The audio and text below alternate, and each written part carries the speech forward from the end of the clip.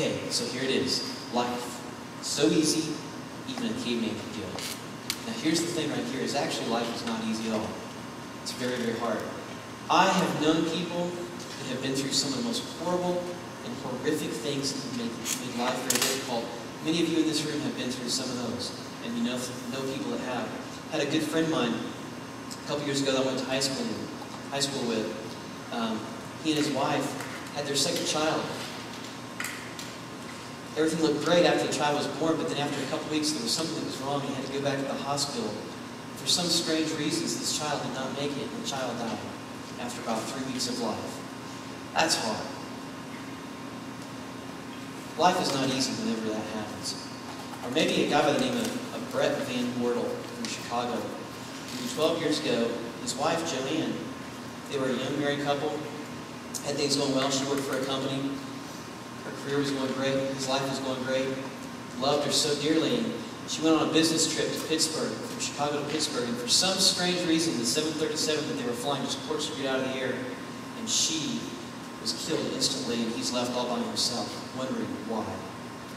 What's going on? Life is not easy when that kind of stuff happens. Or how about this? What if your teenage child you discover has a drug problem?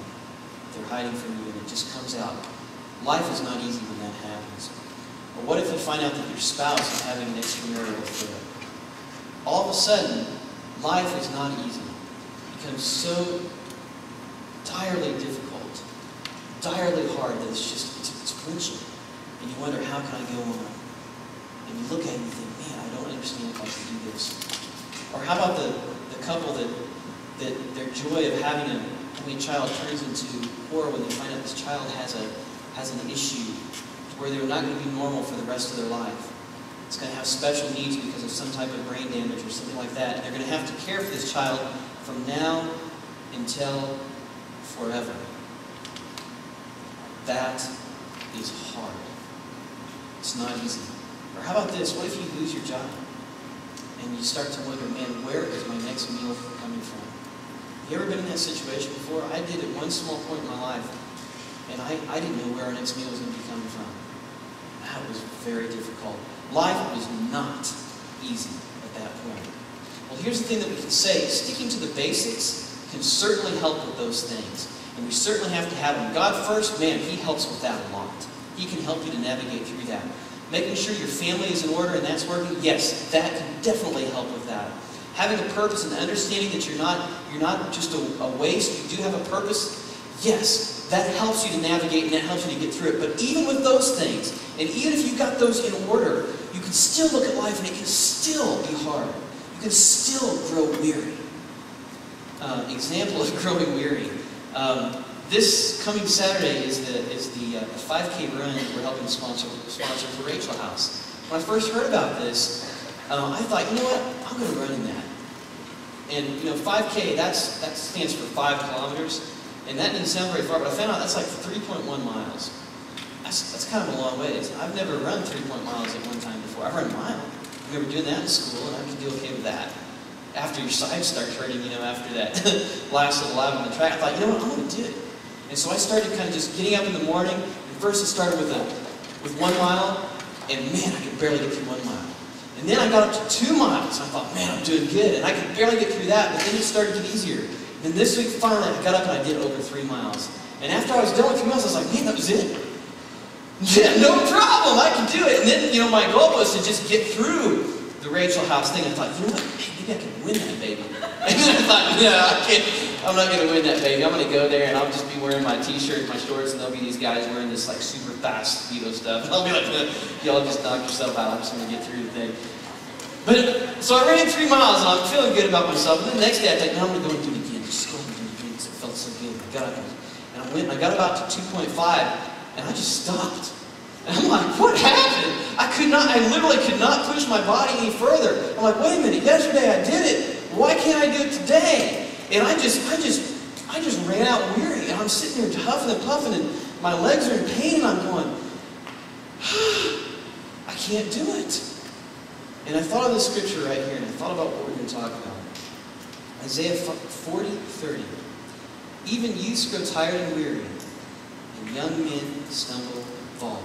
You can be doing it all right, Your relationship with God can be superb, and you can still grow weary. It's just part of living on planet Earth. So what do you need in that case? Here's what you need. You need fuel. You need fire. Just like the Caveman. You need fuel to keep you running. Well, what is fuel?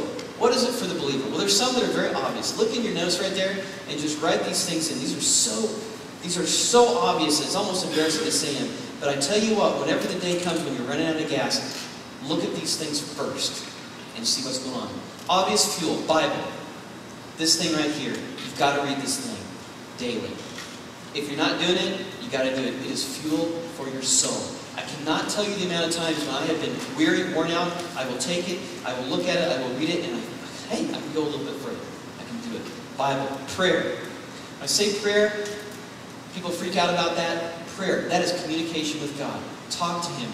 Share with Him. Tell Him what's going on. One of the things I'm doing with my kids right now is before bed, is I will tell them and say, hey guys, let's pray. And I'll tell them, you can tell God anything you want to. You can talk about anything you want to. You can share with Him. You can thank Him. You can ask Him for anything. But the one thing you've got to do, you've got to keep it real. What I'm trying to do is I'm trying to teach them right now, it is a very real thing that we have to survive. I don't want them to sink through this mode of, good God, good me, let's eat, go on, we don't even think about it, it's no big deal. We don't want that. It's real. That's one way to keep it hot right there.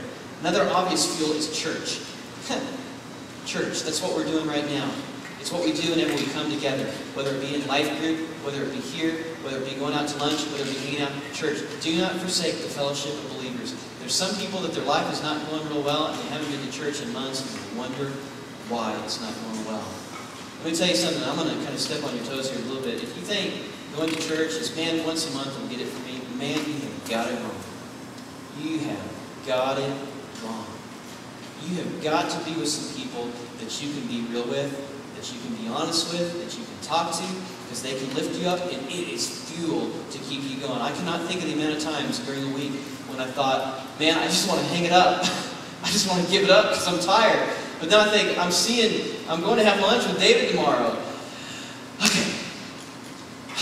I can do it, because I know I'm going to see him in a little bit. It's because I got a friend.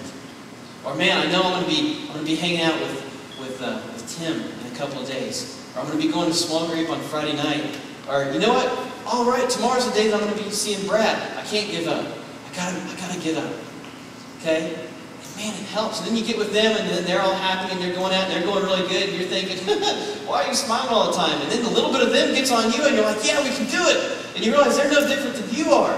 And it's cool, and you're helping each other out. Have you ever done a tug of war before? Those things are so much fun.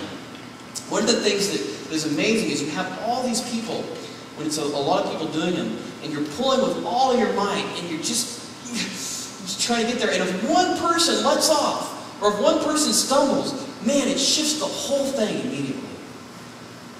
Man, you gotta be like this. That's what church is all about. It's an obvious fuel. Bible, prayer, church. There are others, but those are the only things I'm going to mention. Okay, now there's something else that's an issue here too.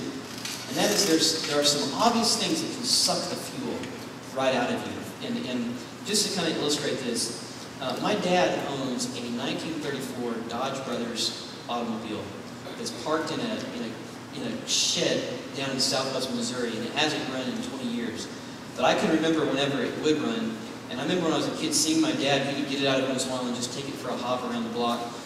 And I remember one time him doing something to it, and I still to this day don't quite know it, but he had this tube, and he was somehow sucking something out of the car, and he started like he was drinking out of a straw, and then it started coming on its own, and I was like, what is going on here? That's weird. And he was like, I'm siphoning this, I don't know if it was fuel or antifreeze or it was something, he was siphoning out of there. Anyway, he was sucking the fuel right out of that thing. And there are some obvious things that can suck the fuel, that can siphon the fuel right out of your life.